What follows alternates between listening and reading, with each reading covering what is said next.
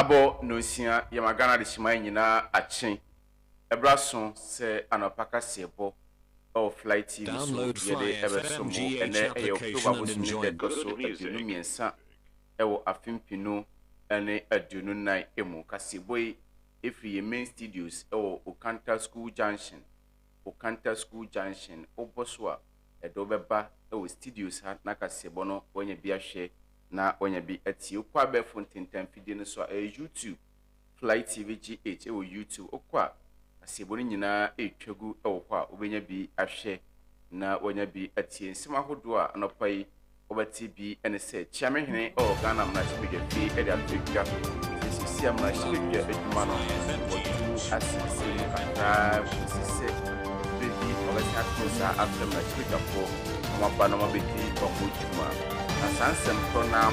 ena onyamfo ato kesi force ede atwetwa sisi ene de omo ene do kese o Ghana yemna share bege bi oso bani bi ede kutu akwama amanyopo se ya enche serebe ya pia bato no ebe asubi ene we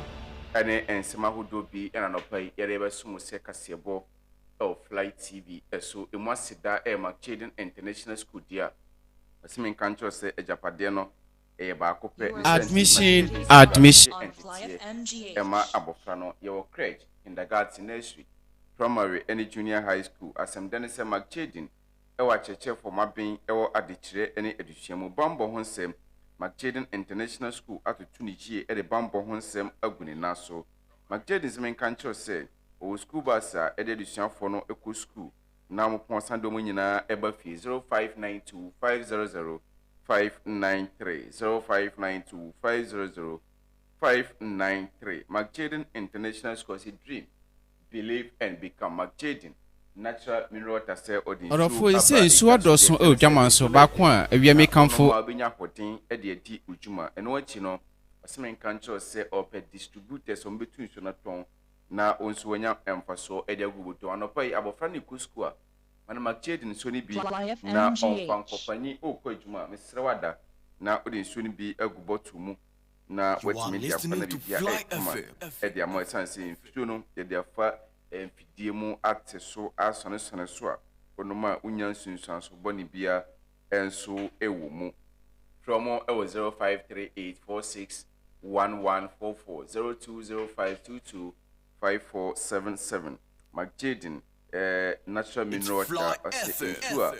hotie na onoma benya pomdin enonom the general men kancho say ehin na no pai auto data ena da bia onkwa abobena bo na auto data na asa auto data ba bia auto data na ebia wo huye general semen kancho se anopo ya tutomika na bra general asye na beto data na fadi ujuma enyo onkwa na ade ehia ena da bia wo nsa guti asu misro pre general 0597239862 0597239862 na on the general endi enkomo ene anopai obenya data odi be ye adwuma na onkohia obia awo kwantin Flight TV semen kancho say anopai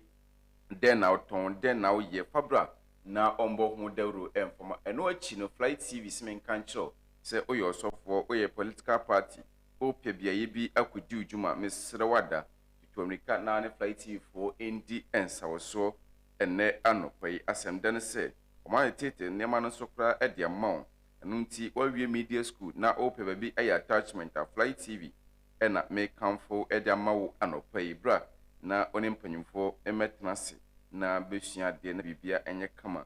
emfamawo anopai asefre no 0249241301 de bia me kacho se oye dwuma di bi na benya mfaso a mpempi no ebegina nipa wafa no se MC no oso ni santi na me kamfo Flight TV ediama oba ebema MC a owetimi aboa na ujumadi a udi no ebetimi akọ na nim 0597239862 0597239862 obenya mpanyimfo moda Flight TV GH no na ono omu adi enkomo na da bia Bible ewa asem bia oka se onyonko da no da na amaman kama asem nyina yade na ni senti enanei mede adesrede bi to w'anim sɛ yɛnnua kuma bi ehia mmoa na awerɛhosɛm ne sɛ sika no anoɔden 40,000 Ghana cedis ɛna ɛho behia sɛ yɛbɛnya sana fato so sana yɛbɛtumi akɔyɛ abɔfra no surgery in Sawon Senior High School, all students. Ɛno ɛna da screen so no oba so a abɔfra no ɛda so na doctor for kyerɛ sɛ mfama ɛna agyina ne ti mu ti ontimi ɛnyɛ hwee ɛnan kora no ɛnya de sɛ otimi agyina ne nan so ne sɛnti yɛn nyina yɛmboa na yɛngye abɔfra yi nkwa na account number obetimi ɛde kakra atom na ɛkɔyɛ yɛnua ketwa yi surgery no ɛyɛ Fidelity Bank account number no ɛyɛ 21004 178 74710 21004 7874710 Momo number ɛyɛ 0533 72 3114 0533 72 3114 Baby biara o hwe yefiri bia nyame behyira wo abra o boa na yetimi agye abofra kuma yi enkwa enso aba atiase kwasase su ebio dino eye Alice Asani Alice Maku Asani nyame hyira wo de ebesomwo okenkan ni eye me Nana Kwame Addo afi ensem no enkyeremu eni enright ukopie mu ewo Ghana yemra hye bedwafia ende pe ni behye esewani ense okache ni nyina eye na otwetwa mu abra right honorable Urban Kingsford Bavin editor dwa semra hye bedwafo baako anan bi ewo kwa sisi no omudi bra omudi free emu ba ye semra hye bedwa no sisi no omudi atwa dwa sa ompese omodane mu TB free amanyoku NPP mu ekwo independent ebi free NDC mu ekwo na senti na ho behia se omo seat no otimi declare se vacant na yetimi etu ho anamo na ebeto dwasa no and the Supreme Court and so the kata every speaker se sa temu no ontwentwen eso ansa na ndrei na akwaye hwan na yedom kese hwan na yedom kuma omra hye bedwafi and the pani behye na bram na hye bedwafo ekoye ebi machi and we are marching to our classes na leader so classes and tenra na okọ parliamenta eho ekuru pop na nankrofo bi esusu se ehobeye ntokwa na obeka ya if parliament we no abra na ombe hyase no omde ntokwa ene hyase ende menkaiti efo nyina honorable Carlos Ahenkura ende ofa ballot paper CB ende mirika kikiki che Usain Bolt okọ 100 meters ofio ende na pani behwe ndra enti dom kese no koye na omuhu se dom ketwa no akwatena majority side wono enom so ende eno ano no enya de se asetano kra ebetena bio na abra right honorable Urban Kingsford Bobin eba ye eno si nsa kakra tabi ni senti enya de se endra asetena no ombetimi atwa so aye adwuma na eno akikra no wotu omudwumadi no kra asensemu nti wama omo break omo nko enkosi se ono a besan afa adoma na obom kron ese de break over mrahye dwafo mo nsamra na afi yentoa yenjumadi so na bra speaker declare say ne the MP for no it's fly effort see and a right honorable Urban Kingsford Bavin HHM members, as you may recall, on Thursday I informed the House pursuant to Standing Order 18 of the Standing Orders of Parliament on the occurrence of vacancies in the House in relation to 4 honorable members. Yesterday, I received a process from the Supreme Court, which is a ruling from the Supreme Court pursuant to an ex parte application directing Parliament to recognize and allow the 4 affected members of Parliament to duly represent their constituents and conduct full scope of duties of their offices as members of Parliament pending the final determination of a suit filed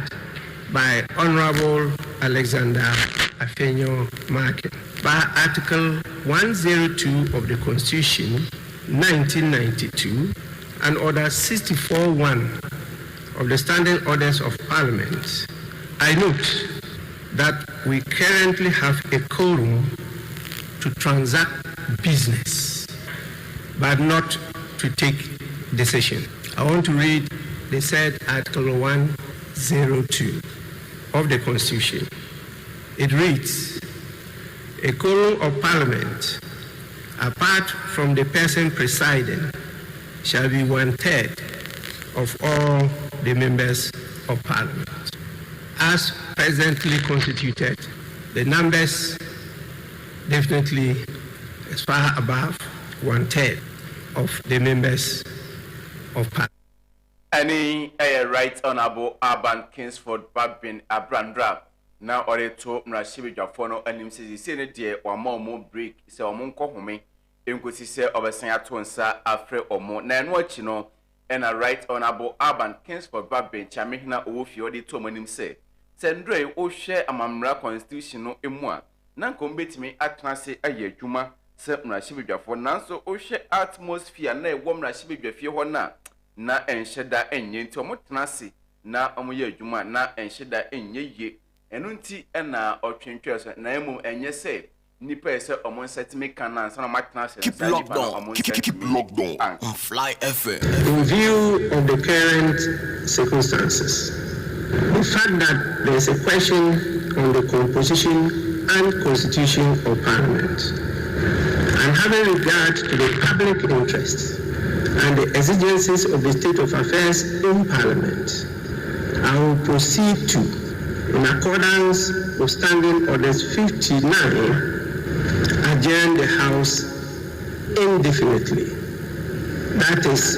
sine die. Ani Chamehina Organa Yamrashe Bejafia Right Honorable Urban Kingsford Sumana Babin Andra Odin Seminina Etuja Ewomrashe Bejafio and Wachino and Unimunian for Dominic Ayeni Ono and Emrashe Bejani Edema Adisham Walk Bogatanga East Abato and Peswaso and then some chofu aiding common order to just say and Casem and Nifi or Hunam Panim for say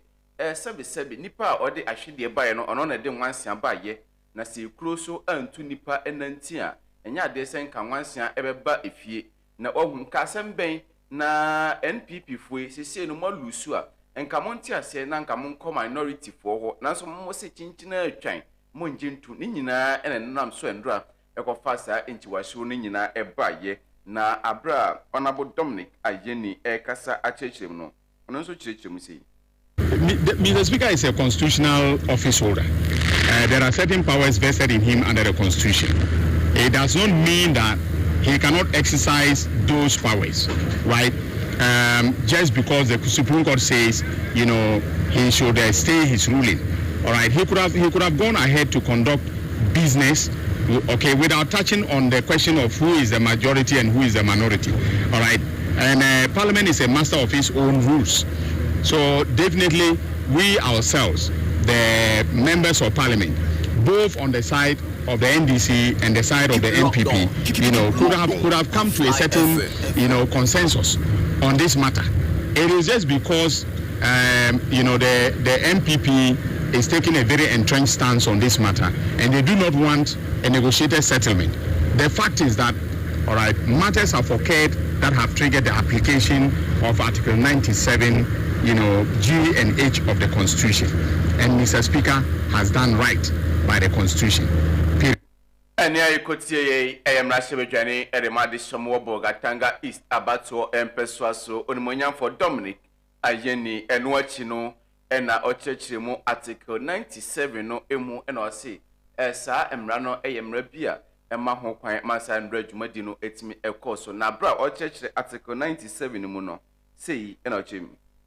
Trying to create, you know, a storm where there's no one, there's no storm, or as we used to say in secondary school, it's a storm in a teacup, all right? Because they are invoking the specter of interpretation of the Constitution. There's nothing to interpret, all right? You yourself read Article 97. What is there to interpret? You interpret where there is an ambiguity, where there's lack of clarity, and different meanings are being assigned to different provision, I mean the same provision of the Constitution. That is not the case we are faced with. We are faced with a situation where factual parameters, you know, defined by the Constitution itself have occurred. and we are applying. Any I could say, I am Rashibijani, Ewa Bogatanga East Abato, Empesuaso, Honorable Dominic, and Jenny, and our audience seminina, Etuja, and Dra, or Ghana, Yamrashe, Bejafi, Yetua, Cassia Bono, Eso.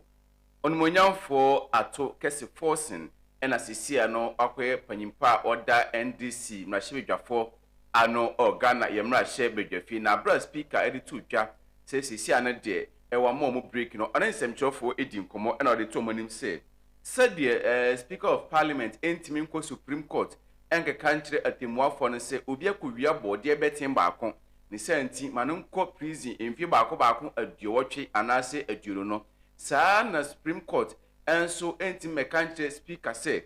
ne mmara a ɔyɛ anaasɛ udwumadie udi ɛwɔ kyam